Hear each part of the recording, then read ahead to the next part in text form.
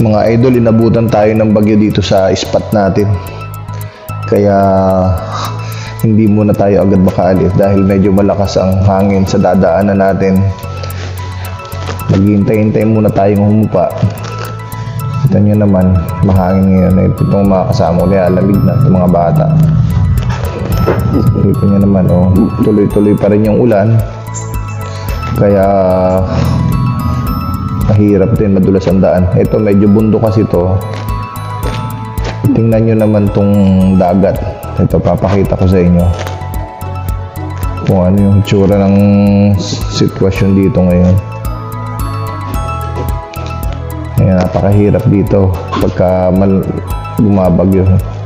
Talagang sumasalya sa alon itong harapan ng resort.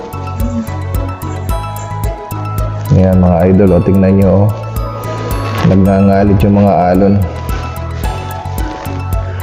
Halos sumampas na yung pier na dating litaw na litaw nung gabi na dumating kami. Ayan ngayon, halos lumubog na. Nag high tide kasi, tapos sinabayan pa ng malalaking alon, kaya ang nangyari, mas maalon na hahampas dito sa gilid ng cottage hanggang doon sa dulo sa resort ni Enrique Hill. Ayan, lalaki din ang alon. Kita nyo, ayan, sobra.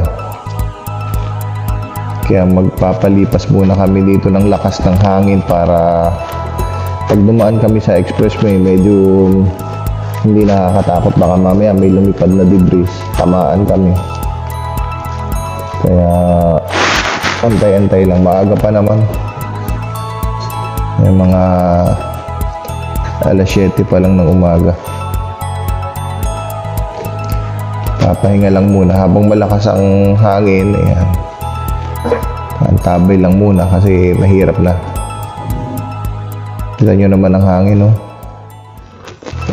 tuloy-tuloy ang alon. Mamaya possible na pumasok dito yung tubig sa ibabaw na to ng platform na to ng cottage. Mataas ito mula doon sa sa dagat. Pero dahil malalaki yung alon, mangyayari dito pag didiretso dito ng yung tubig nito, didiretso dito. Mga idol, ayan lang muna.